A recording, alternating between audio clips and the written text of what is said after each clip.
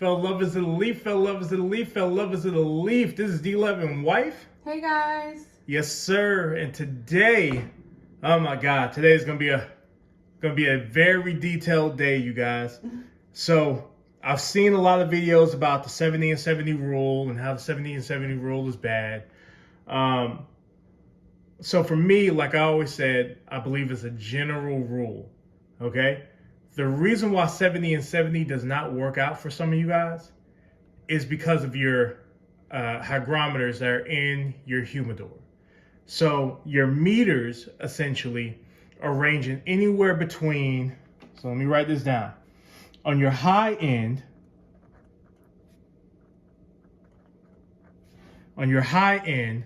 which are going to be your pricey meters, those are going to end up being anywhere between 1.5% relative humidity. And on the low end, you're going all the way to 5, plus or minus 5% relative humidity. All right. These two numbers are hugely different, widely different. So if you buy like, $30 and they give you like 10 meters for that price, yeah, you're getting a lot of meters.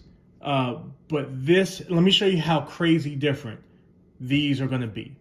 So I also have an issue with if you tell someone, well, I keep mine at 68, someone always tries to go lower. Here's why that does not matter, okay?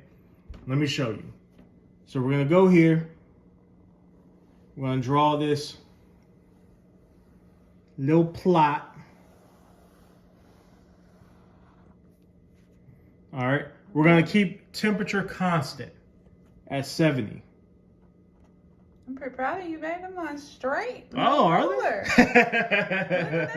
I learned from the best, baby. I learned from the best. My wife draws a lot, so she's pretty good at this kind of stuff. All right, so we're going to go 61, and all of this is going to be relative humidity down here. All the way over. All right, 61. 62, 63. Y'all know how to count.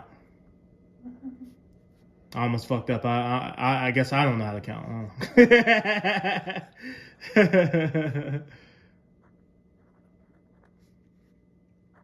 69, 70. All right. We're going to end the chart there. You go above 72. This is where you really start getting issues, right? 72% relative humidity, 72% temp. Very bad. Very, very bad. Cigar beetles.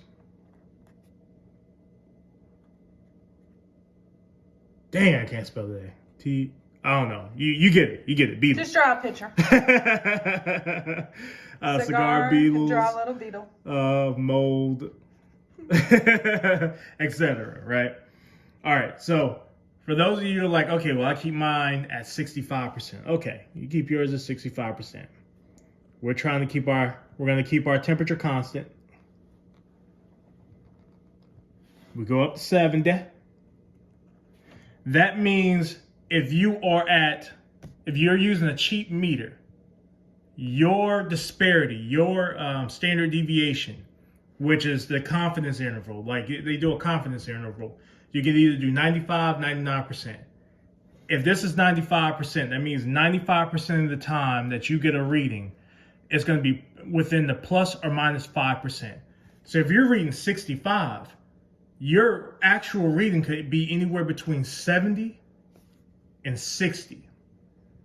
You get what I'm saying? So if you're going and you're doing the 70 and 70 rule and you're saying, oh, well, my meter's showing 70. Well, you could be reading as high as 75. And you could also be reading as low as 65. You get what I'm saying? Yeah. But it's all going to be dependent upon if you chose a cheaper meter or if you chose a higher end meter. But the difference is these are going to be expensive. These are going to be real cheap. What I like to do is go somewhat in the middle. You get a little standard deviation of like a plus or minus 3% relative humidity. Not that bad. So for our purposes, we're going to do the 3% relative humidity for this. All right. So now we drew this line 65 up to 70. Okay. If we do the 3% relative humidity, that means we're going all the way to 68. Right. All the way to 68. And we can go all the way to 62.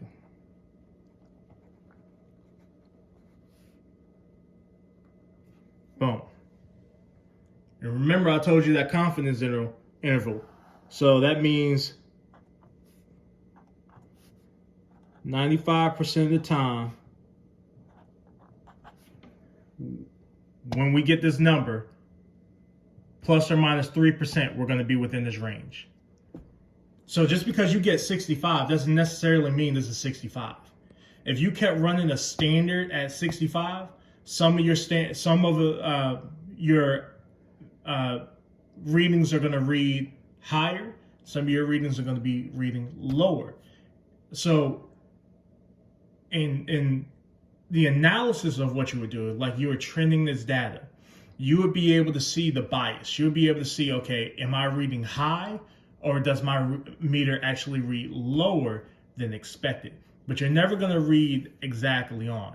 You're going to trend somewhat between here. You get what I'm saying? So if your meter's reading here and you're plus or minus 3%, you are going to fit within the 68, which you don't have to worry about. But here's where you have to worry about it. If your meter trends low, you could potentially be on the lower end, which means you're drying out your cigars. Okay? And so when someone else sits there and they say, well, I keep mine at, 67 and, I keep mine at 65. Here's why it doesn't matter. Because there's overlap.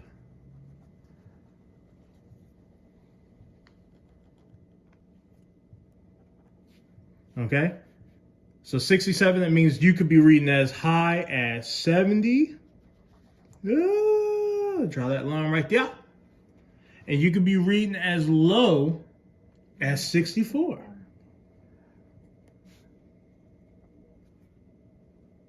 Y'all see that overlap? Y'all see that overlap? Right in here.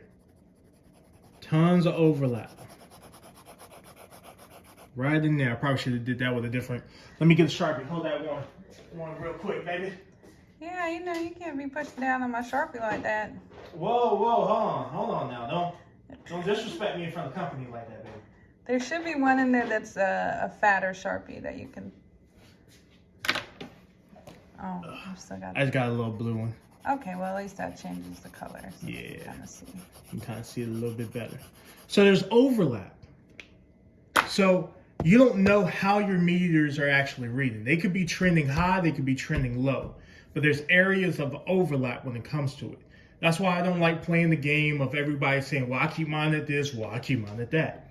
It's all going to be dependent upon the accuracy of your meter. If you're wanting to spend, $50 for 1 meter or higher, then yeah, you can get that plus or minus 1% relative humidity, and you can still, your reading could be pretty accurate in comparison to someone else's.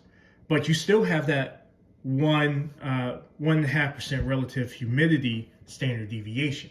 So you're still going to have that little variance between the meters. You still have that little potential of overlap.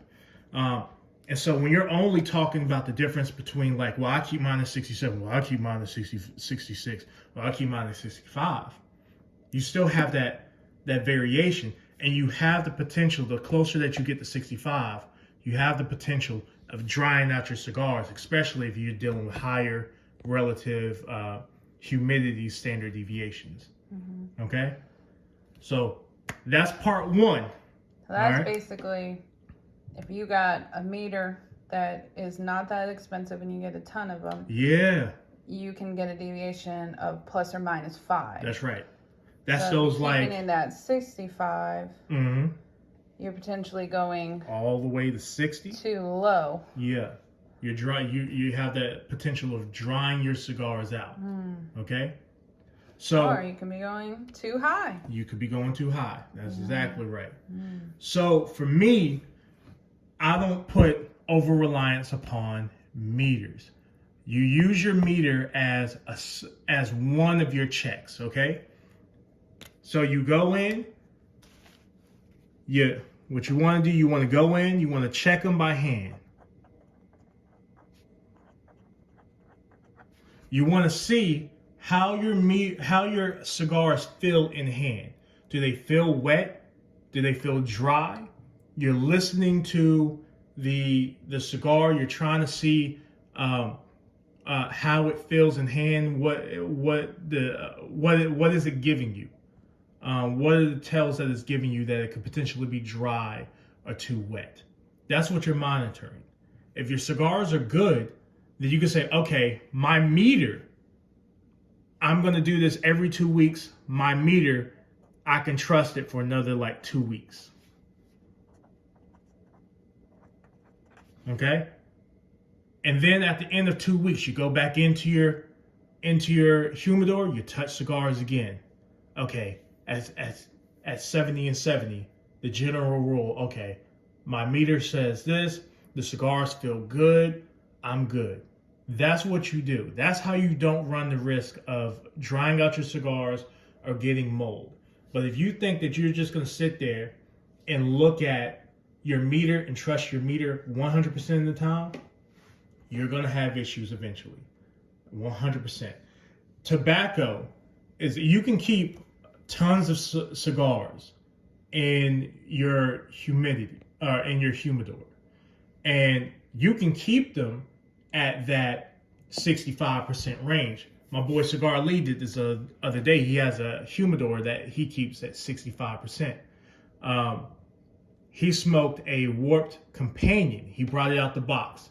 The Warped Companion was all soft, but his meter is one of these high-end ones that shows that his humidor is at 65%. You know why that cigar was softer? The cigar is softer because of the tobacco type. The thicker that the tobacco is, like your Nicaraguans, those have thicker wrappers, which means they have the propensity to absorb more moisture in it. The pores are more readily accepting of moisture. So normally you have to keep less humidity for those, but all this is for like short-term storage. If you're talking about long-term storage, everything is going to eventually start to get hydrated. And for me, I believe that Dominican, Cubans, although they have small wrappers and it takes a while to actually hydrate those wrappers, I believe once the moisture is in it, because the pore size is so small, that it's actually more difficult to remove humidity from those cigars than a thicker wrapper that has larger pore size and is able to more readily accept moisture into them. You can more easily control moisture by dry boxing them for like a day, 2 days. Stuff like Ecuadorian, Connecticut's, Dominican, stuff like that. Thinner wrappers, those you're going to have to dry box for a little bit longer. And that's a reason why a lot of individuals don't like what they consider to be light to mild cigars, which they aren't, because there's tons of salt, there's tons of creaminess and sweetness to those cigars. But if you don't understand humidity control, then smoking something that's outside of those isn't going to be within your wheelhouse, because you'll never be able to get enough moisture out. Moisture is going to dilute those flavors, and you're not going to understand how to remove the moisture. You're going to rely upon your meter, and you're going to sit back and say, well, I keep mine at this. It should be fine, but it's going to be over humidified.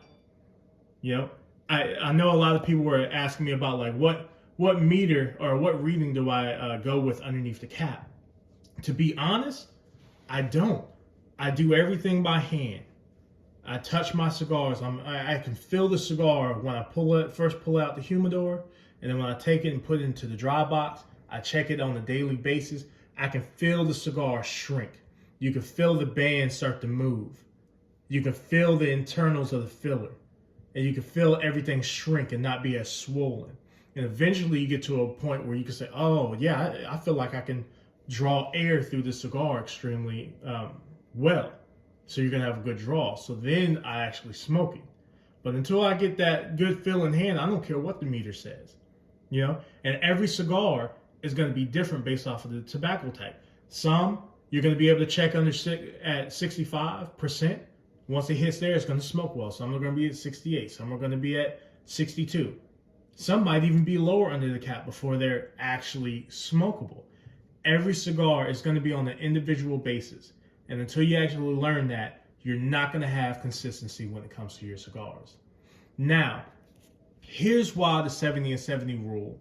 I don't mind the actual rule. I think it's a good general rule to go with. But I don't believe that people just came up with this 70 and 70 rule out of the blue. I believe they're going off of, I got a little bit of bleed through. That's okay. This is just a scrap notebook. Yeah. I believe they're going off of VPD. Okay? So VPD is vapor pressure deficit.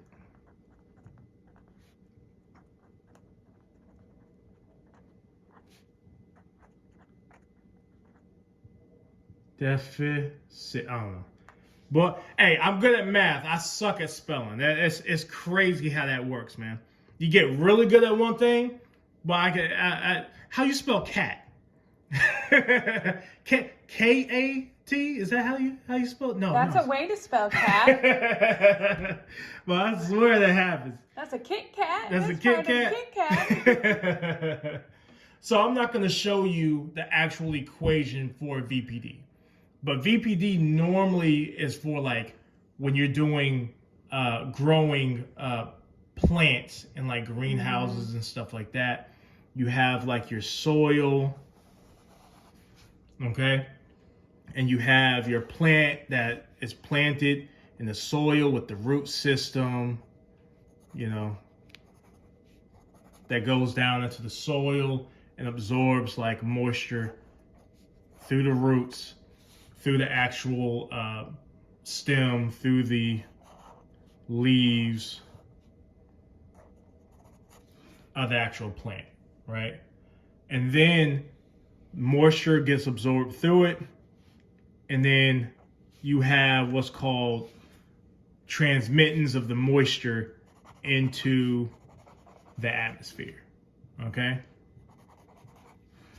If your VPD is high, that means the ambient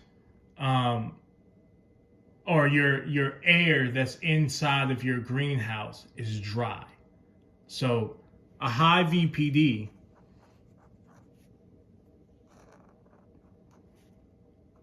dry air. A low VPD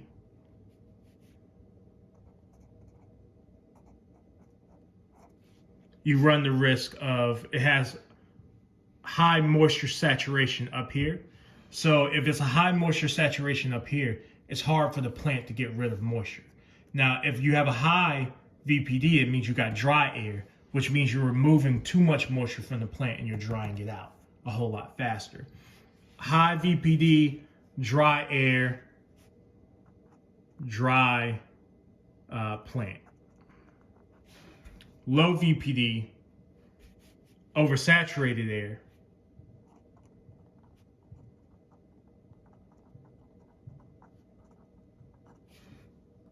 run the risk of mold, fungus.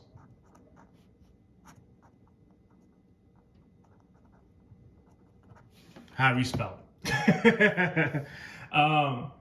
So a high VPD, dry air, low VPD, you run the risk of having too much moisture in your plant. The air can't take and remove the moisture from it, and so your plant has too much moisture in it. Now you have the issues of of fungal issues, mold, and stuff like that. It's very important when you grow because your soil has like nutrients in it, like calcium and magnesium, stuff like that. And if the VPD is too high, you're pulling all those anions and cations into this plant, and the water's not able to really dilute it out fast enough. So too much of this, too high of a concentration of this actually keeps the chlorophyll from like being able to produce, and you'll start seeing this plant turn green, or not green, brown, instead of being green. We don't have to worry about this because we don't have soil, right? Mm-hmm. So all we're worrying about is the actual water. So as long as you're using distilled water, which has like a 0.54, microsiemens per centimeter conductivity, right? That means ultra pure water. You don't have to worry about any of this stuff, any of the nutrients that could potentially go in and damage your cigars. But what you do need to worry about is the VPD. And your VPD can go, you can measure the temperature. You need to worry about three things off of VPD. Plant temp,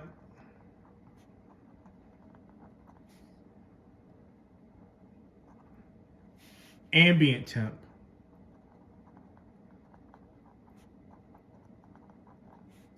and then three, you worry about the percent relative humidity within the actual greenhouse.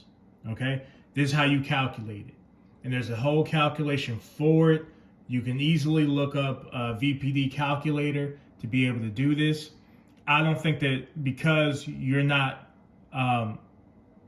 your cigars are no longer implanted in the soil, you don't have to really worry about it, but you do still need to worry about your ambient temp and relative percent humidity.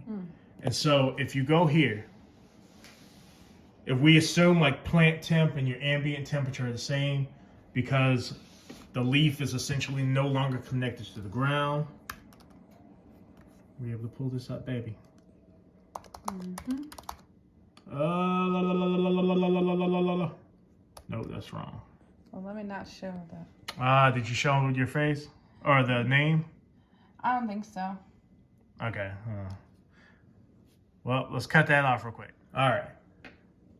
I had to cut the video. I think we might have shown some information or whatever about it, so I went ahead and cut it. So for this purpose, canopy temperature is going to be the actual temperature of your leaf. And you can do this on an individual basis if you want to get this serious about it. I don't want to get this serious about it, but you can calculate for it. I'm not going to do it. So I'm going to say no on this calculation. But I am going to put the relative percent humidity. Let's say you keep it at 70 and 70, right? 70 and 70. You get a VPD of the air of 0.75 kilopascals. That's how you measure it, okay? If you were to look at a chart, which 70 and 70, right? 70 is your temperature. We're going over from temperature, and we're going all the way to 70% relative humidity. You see that how that's in the green? Mm-hmm. This is why I believe they use the 70 and 70 rule. They're taking science behind growing plants in greenhouses, and they're trying to apply that same science to cigars. Nothing's going to be an actual 100% match, but this is why they're trying to justify or coming up with the 70 and 70 rule, because essentially if you use this science of VPD and you apply it to cigars, you should be good, because your air should not be, if you're in the green zone, your air shouldn't be too dry, nor should it be too wet. And that combination of things can either cause your cigars to dry out if VPD is too high, and if VPD is too low, you can get mold issues. And as long as you're within this little chart area, you're good. You're within the green. The issue is when you, again, start getting into those ranges where your VPD is high, you can potentially dry your cigars out. So you can mess with the calculation, and you can actually see what combinations that you need to be at, and see where you're going to be here. You know what I mean? So if you start going to, I don't know, 65%, some of y'all like to keep it at, you saw that the VPD go higher.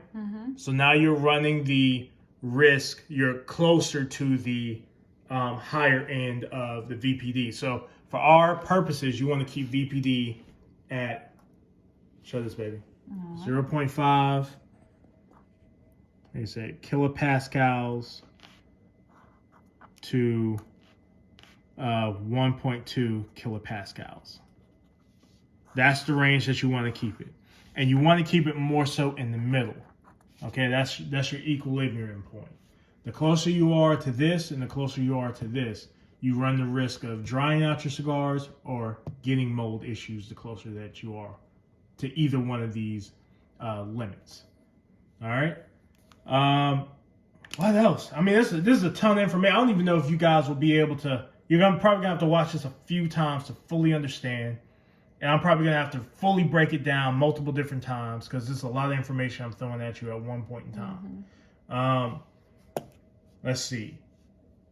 Oh, this is a reason why I don't agree with leaving your cigars out to just, if you live in a dry area, leaving the cigar out just on the table, right?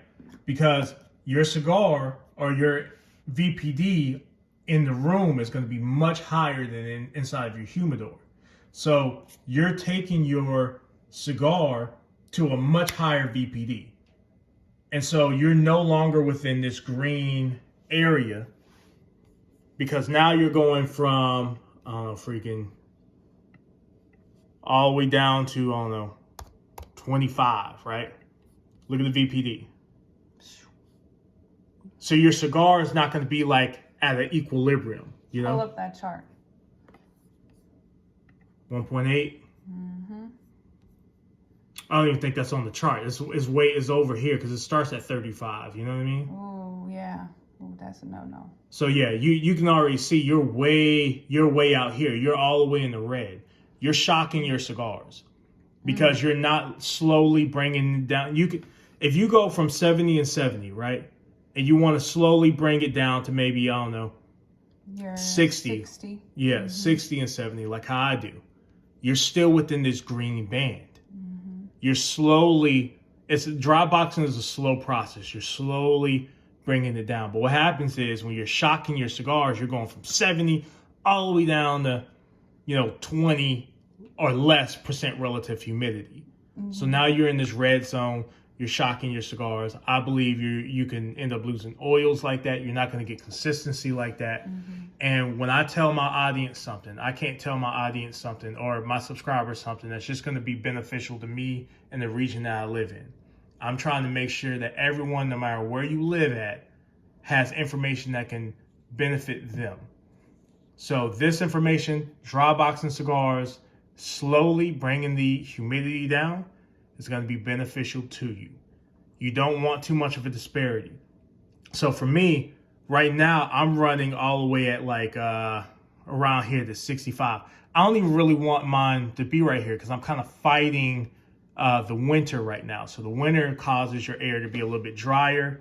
So I'm probably going to start bumping my humidity up to get it back to 60% so that I can drop mine from 70 down to 60%. With that plus or minus 3 standard deviation, But I'm using the same meters. I'm hoping that there's gonna be some type of consistency between the meters, but I'm actively dropping them and I'm going to constantly go in. I'm going to constantly touch my cigars, see how they feel. So that is what you really need to do. Your meter, the only meter you should be relying upon is your fingertips. That's it. That's your primary meter. Everything else is just kind of telling you all what you already know based off of what your fingers are telling you. All right? So lots of information, tons of information. I might have messed up or conflated some things. What you want, baby? I'll flip it back to your first. Ah, yeah. Okay. All right. So let's go ahead and, do you have a sum? Do you have a Sum it up. conclusion? Oh, man. I don't even know where to start. All right. Meters, if you're going to go with a meter and you're going to go with it hardcore, my meter says this. You need to have a higher end meter. It's still going to give you a standard deviation closer to 1.5%. The cheaper your meter is, the reason why 70 and 70 doesn't work for you is because you could potentially be running all the way at the 75 mark, and you could be running as low as 65. But the 70 and 70 rule, I love the rule just because it's a general rule. It's not something that says you must keep it here. I think the must keeping it in a certain region has to do with VPD. And this is what everything is based off of. Certain countries don't even have 70 and 70 rules, but they definitely grow crops, and they're definitely using VPD to make sure that their plants are within a certain range, okay? And so when you're using VPD, your VPD is telling you how dry your air is, okay? How readily that air can take and remove moisture from your plant, or in our case, cigars. High VPD, dry air, potential of drying out your cigars. Low VPD, oversaturated air, potential of getting mold issues. And so this is something that you can just look at. Just pull up a calculator. Look at this, baby. Go on the computer screen. Boom, boom, boom. All right, your chart. You can use Perfect Grower. Boom. All right, that's your chart. And you can look on the chart, it has your relative percent humidity, and you got your temperatures off to the side here. And then you can look at a VPD calculator, and based off your relative humidity, which you'll get from the meter that's going to be inside of your humidor, okay, you can put, oh God, you don't want that. You'll be able to calculate based off of what your humidity that your meter is telling you, as well as your temperature. But your temperature is not going to have as big of a standard deviation swing, but your humidity will, based on the type of meter that you actually get. So you could be running anywhere between, you go with 70 and 70. If you're going with 75, your meter is actually telling you 75. Now you're closer to that, where was it, baby? Now you're closer to that 0.5 kilopascal region, which is going to give you mold or dry. All right, that's a simple summation of it. I think this is a 30-minute video. Mm-hmm. Did I miss anything, baby? Did you understand what I was saying? It's a lot to take in, but I've heard it a few times, so that's kind of true. Right? I've kind of been pestering my wife and Cigar Lee with it. Cigar Lee got it, but yes, you might have to watch the video a few times. Mm-hmm. Hopefully, this helps you guys understand why I don't have a problem with the 70-70 rule. Mm-hmm. Why I don't care what your meter really says. Your primary meter, it's always going to be your hands. It's always going to be your ears. Yeah. I don't put too much reliance upon what the meters say, but if you're going to do so, you got to choose a higher end meter. You can't choose some of these cheaper meters. That's the reason why some of you say, my meter was saying 70 and 70, and I was getting mold issues, so therefore I had to drop my humidity down. Well, it's because your standard deviation is plus or 5 minus percent relative humidity. Yeah. And you could have been running anywhere between 75 all the way to 65. Yeah. You know what I'm saying? Mm-hmm. So you're going to have to spend for quality. The more money you put in, you're going to get a more quality meter. I don't think 70 and 70 is a bad rule. I think 70 and 70 comes out of measuring VPD. High VPD, dry air, low VPD, oversaturated air, risk for mold issues. You can do the calculation. Boom, right over there. All you need is the temperature that your meter gives you, your humidity, put it in, see what your VPD of the air is, and then look at the chart and see if you're within that green area, okay? If you're within the green, and I would always try to shoot for the middle of the road, okay? The middle of this, show the chart right here. The middle of the range of 0.5 kilopascals and 1.2 kilopascals. That should give you a safe region, all right? Enough with the rant. I'm tired. I know you're tired. I need a cigar after this. I need to get my mind right. What about you, baby? Oh, yeah, of course. I'm always down. Lots of information. I think this is going to help a lot of our audience actually get it and understand. This is a little bit more advanced cigars. It don't get any more advanced than this. I'm not going any more in detail than this. But this explains your meters. This explains 70-70 rule. And yeah, hopefully you guys enjoy the rest of your weekend. It is cold, frigid. We had to go out and purchase some heaters. Yeah. What's that song? The weather outside is frightful. Is that what they say? Oh yeah, I think that's right. Yeah, that's accurate. But the fire's so delightful. And if you got no place to go, smoke cigars, smoke cigars, smoke cigars. Gosh, with the heater. That's right. All right, you guys. D-Love and wife out. And yeah, enjoy your days. Oh, and you can always ask us questions. Yeah, ask as many questions as possible. Oh yeah, I don't like to say this, man. I don't like to say it. I really don't want to even say it. But like, comment, subscribe. Oh my God, I can't believe I'm one of these guys now. But we truly appreciate every single one of you that takes the time to watch our videos. Absolutely. And comments and gives us thumbs up. Yeah, thumbs up. Likes, whatever. And follows us on Instagram as well. We appreciate every single one of you guys for doing that. Absolutely. All right, you guys, have a good one. Bye.